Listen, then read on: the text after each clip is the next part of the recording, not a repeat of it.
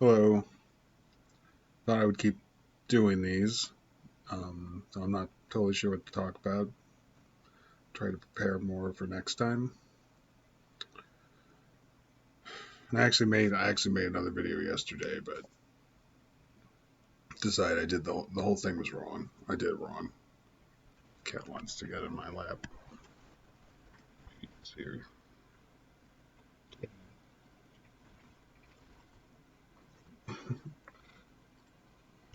Um, Computer was sticking out. I was wrong. I guess I'll tell you a bit more of my story. Even though I know it's not. It's probably not the most interesting thing in the world. But I have been a lifelong victim of narcissistic abuse, um, as I'm sure many of you have if you're tuning in. And I've been the perpetual scapegoat in my family and friend group, and I'll just say social group because, I thought of them as friends, but like I see now, you know, I was just their supply, right? And I put up with a lot, and that's really, I think, why I was such a scapegoat for so long, because I put up with so much for so long. I was willing to, I guess, because I always saw the best in people, even when it wasn't there, you know.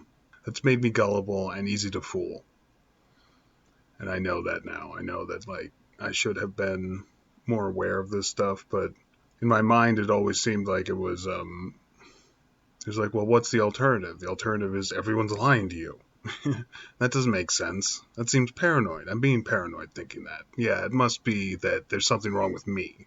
That's what's going on. And I should fix myself. I should work to fix myself. So I've been doing that for my whole life, I feel like always trying to be like better than what I am. That's impossible, but in a lot of ways I think it's made me better. I think I'm a good person, even if like I'm smear campaigned by everyone, so everyone believes I'm a bad person. But still, like, well, at least I know. I laugh because it's sad.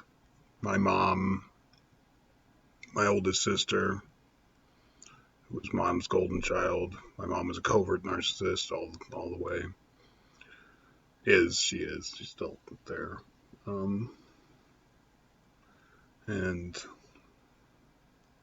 my oldest sister is a malignant narcissist, um, conversational narcissist, cerebral narcissist. That's my sister. My other sister is borderline. That's who I live with right now. And her husband is a narcissist, who I also live with, who's like the biggest covert narcissist I ever met. And I'm sure I'll talk about him more later, maybe more in this video. But for now, I'm just saying. And then my little brother, my last sibling. If he's not a narcissist, he's the biggest flying monkey for any of them because he just does whatever anyone wants him to. And he has a wife now who's totally a narcissist who just controls him all the way. So really, and I only really had a few friends before finding out about any of this, because they all slowly went away, and I thought there was something wrong with me, and I see now it's just constantly being smear campaigned by everyone. Because I'm their garbage can. I'm their human emotional garbage can. That's what the scapegoat is to them. Because they can't accept any bad emotions, so they just say like they force it all onto one person. That's what a scapegoat's for. To put all their bad emotions in. To say like, no, it's not that I'm feeling this. It's that this person's making me feel this, and it's their fault. And I'll make up any story I need to in order to like smear campaign them and make them look bad to other people, so everyone realizes that I'm the good one and it's really my bad child or my bad friend or whatever.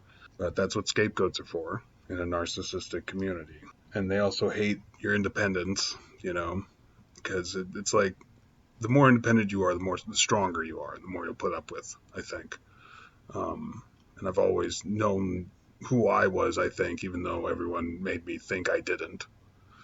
But always deep down, I think I knew who I was. I knew I was a good person who cared about other people. Because I feel their emotions, because that's what empaths do, feel other people's emotions.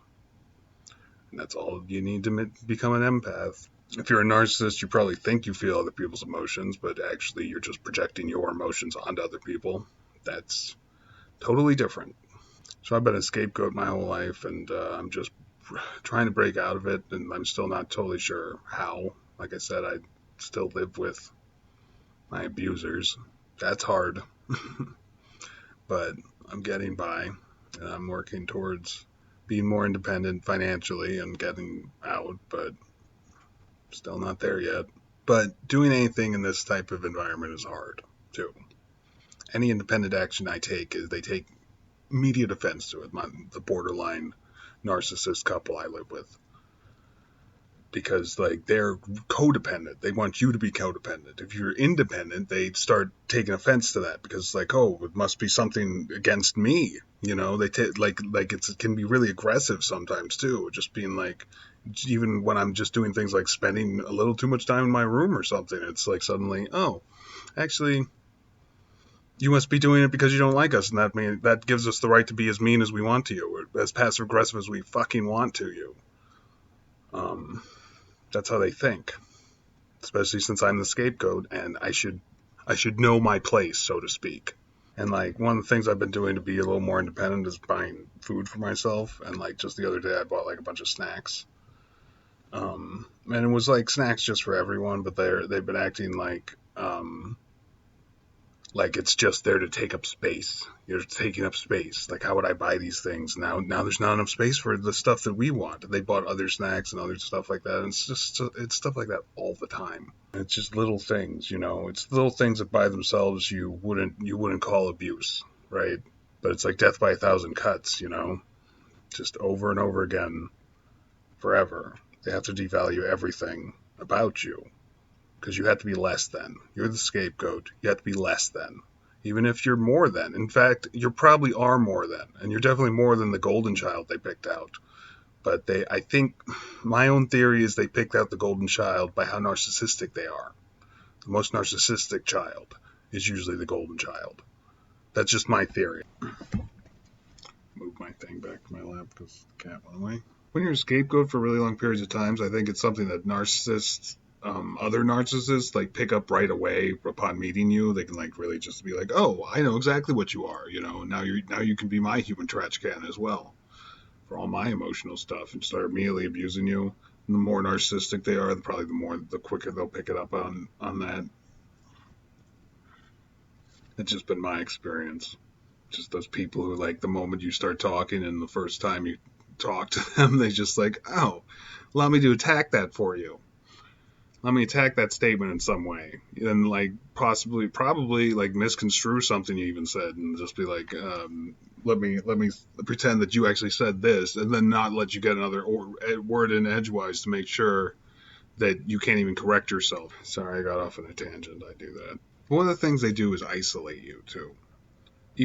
Especially if you're a scapegoat. Like maybe less so if you're a golden child, but I'm not sure about that. And that's because they're codependent. They need your scapegoat. They need you as your human trash can. You're important to them, even though they're trying to make you feel like you're not in any way. Like they could care less about you.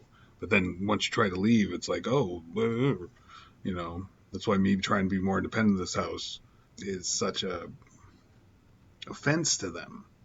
You know, even though they treat me like they couldn't care less about anything I do, or anything I like, or any of my needs. They treat like food in this house is like such a weird thing.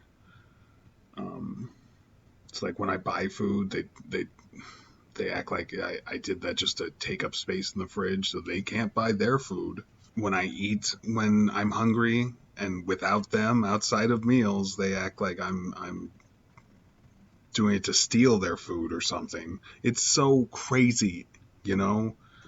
And it's so passive aggressive, like I can't even like say like, oh, that's the point that they're abusing me. But like I can tell you now, but it's still like, it's stuff that if anyone else did it, you rationalize it. You just be like, oh, well, they just needed to take up the fridge or whatever. They had to, because it's a couple of narcissists, a couple of codependent assholes. They act like anything I do that's even vaguely independent is some kind of personal attack on them.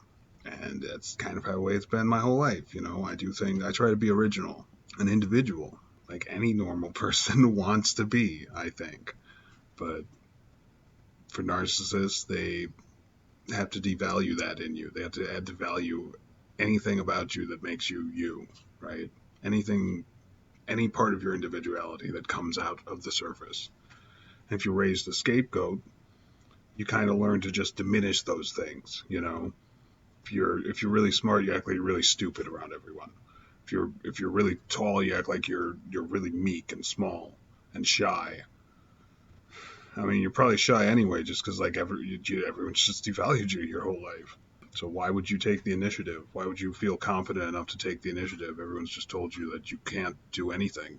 But you learn to hide what's good about you, and you start doing this on an unconscious level until you think you yourself is bad.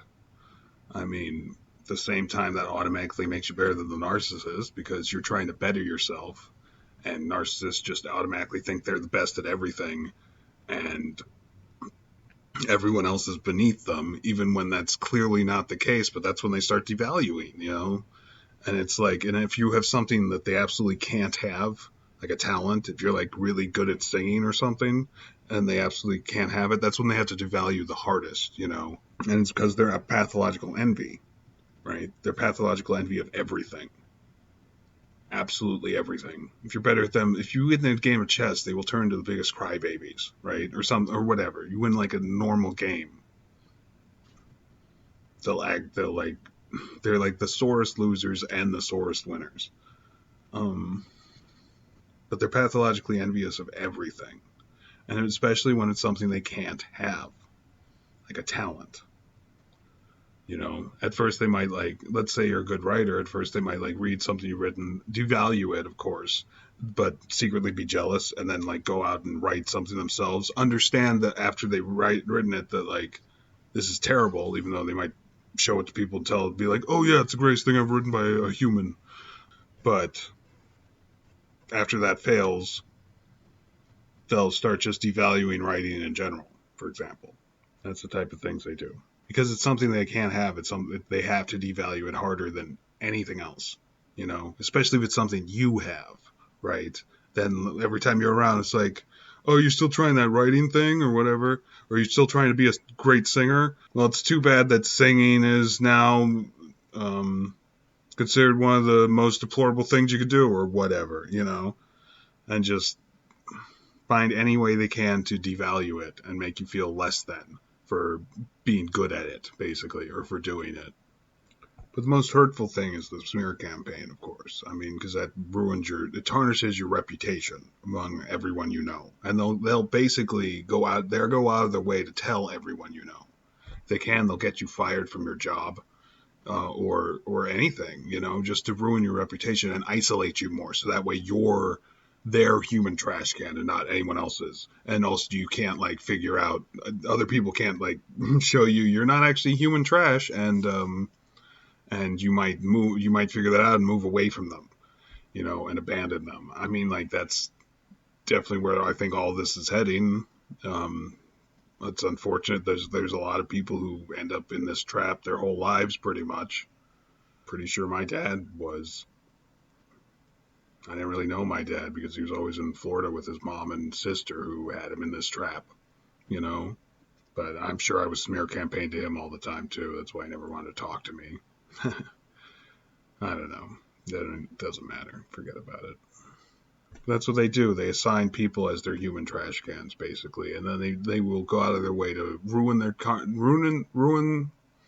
the scapegoat. They will ruin their reputation, ruin their friendships, isolate them, and treat them like total garbage for the rest of their lives if they can get away with it. And that's why, especially if you're a scapegoat, you got to get as far away from these people as possible, even if they're your friends and family, like they are for me. But if you can't, you got to do a lot of things, really. But one of the first things you have to do is you just got to start being more independent, even when they start devaluing and abusing you, you know. And maybe that's when you got to start doing it even harder. Also, you got to get in therapy, you know, especially if you're a narcissist, but you won't. But I mean, if you're a scapegoat, start going to therapy and start talking to people about this. And I'm doing EMDR which you can look up if you want. I forget what it stands for, but I'd recommend that, especially if you're a scapegoat and you have this type of trauma. It's been really good for me. I mean, even a month ago, I wouldn't have been brave enough to start making these videos, really. And showing my face and stuff, because there's a lot of people I don't want to see this, but at this point, I just don't care. Thanks to EMDR. Those people don't really care about me. I'll try to have more information prepared next time for whatever I would decide to talk about. But I hope this was informative if you watched it. And sorry if you're in a similar situation to me or have been in the past. This might be bad right now, but it's nothing compared to my past. All right.